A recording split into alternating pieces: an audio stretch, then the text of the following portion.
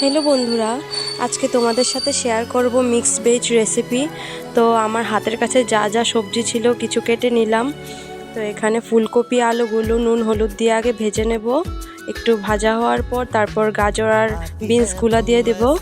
এগুলো একটু সেদ্ধ হয়ে গেলে তারপর টমেটো আর ক্যাপসিকাম দিয়ে দেব। তারপর এগুলো একটু হালকা ভাজা হয়ে গেলে নামিয়ে নেব। এখানে একটা মশলা বেটে নেব, কাজু, লঙ্কা, জিরে আর আদা।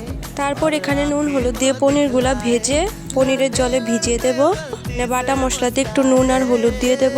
তারপর এখানে গোটা গরম মশলা, জিরে আর তেজপাতা ফোড়ন দিয়ে বাটা মশলা দিয়ে দেব।